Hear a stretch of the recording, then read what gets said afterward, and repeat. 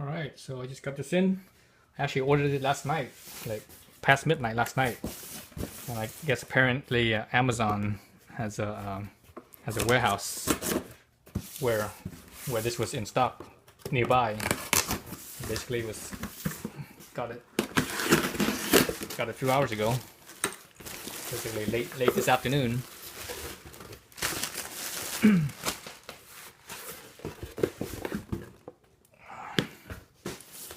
So there you go. This is a Athlon Optics. Pretty new company. They've been around for only a few years now. This is the Helos. This is a newer model. It came out I think earlier this year. I actually also have another Athlon Optics scope as well. I have a what was it? A Talos 414 by 42. This one is a Helos Helos 624 by 50. So definitely bigger, and I'm using the mill. They actually have two reticles. I'm using the mill. Which one is it called? The APMR. I think it's called. I think it stands for. What was it?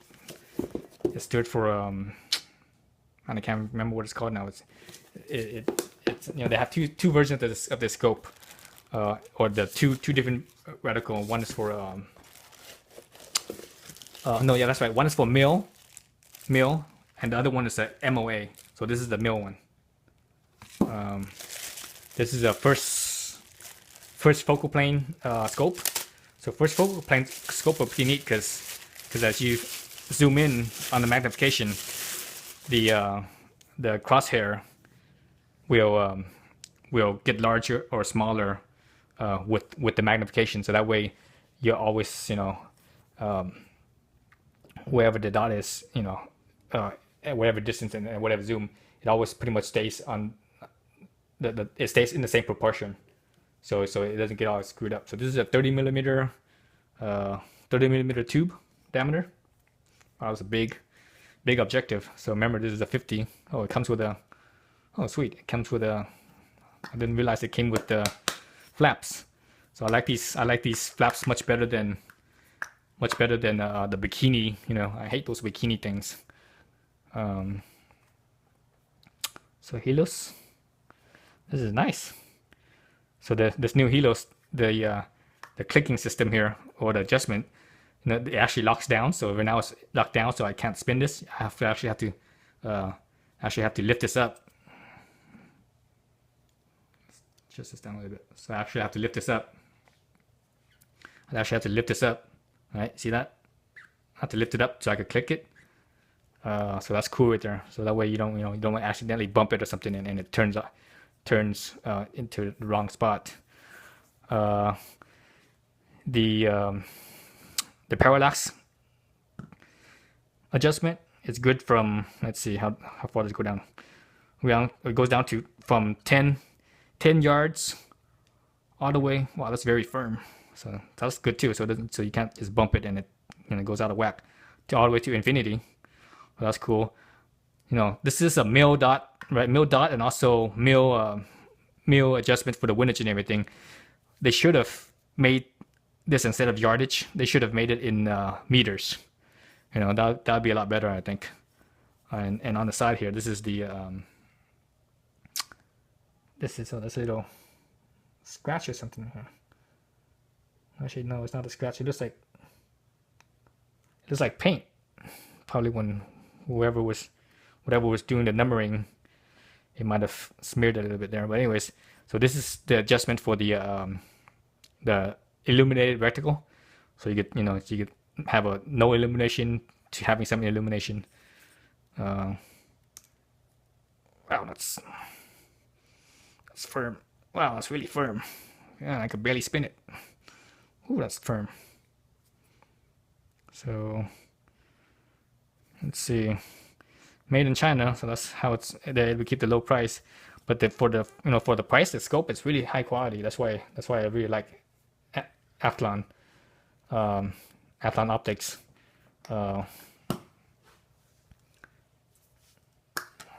scope. Let me look through it real fast. Yeah, it's a nice little, nice reticle. I like it so far. So this is 6 to 24. My other one is only 14. You know, when you're using a centerfire, you don't necessarily need 24. That's pretty damn far. 24. That's, you know, you're talking about hundreds of yards for centerfire. You know, with a big game or something like that. But I'm using this as I'm going to use this as on an air rifle.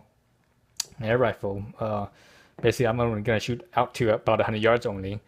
But the difference between big game, you know, if you have a big game, your target is big. You know, it's like that.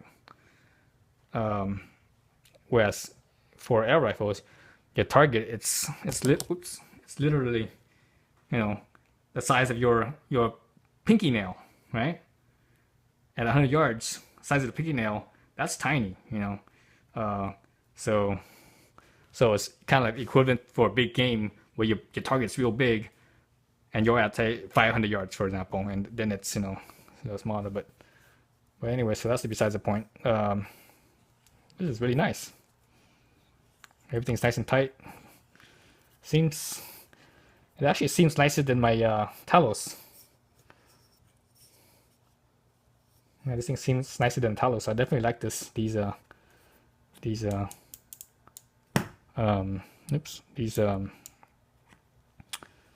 elevation and windage dials.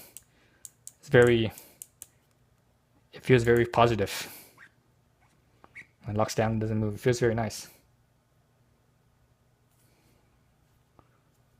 Sweet. So yeah, so I'm gonna put this on my veteran 25, and I'm gonna put the Talos on maybe on the shorty for closer range, and this one's gonna be for farther range. So yeah, this is sweet.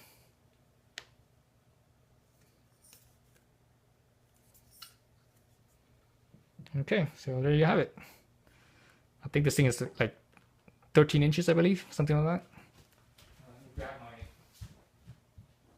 measure tape real quick. Let's see. Oh, more than 13. It's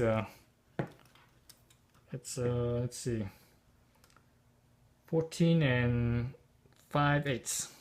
So that includes the two lens covers. So I think without the lens cover, it's probably only 14 without the lens cover. So with the lens cover, it's 14 and 5/8. Man, I like these knobs. They're like nice and big.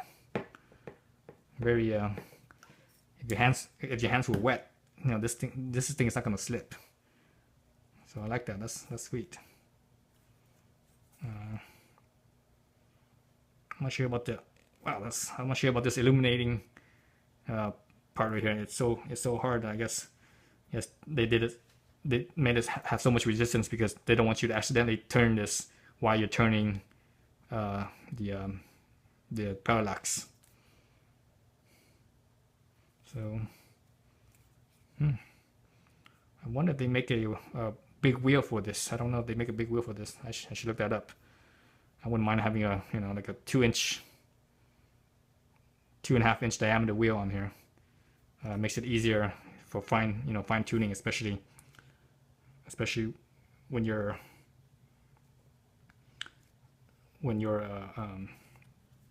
if you're using a larger magnification. You know, it doesn't take much. You barely touch here, and it makes a big difference at a higher magnification. On a lower magnification, it doesn't make much of a difference, but the higher magnification it definitely does. Yeah, this is nice. I like it.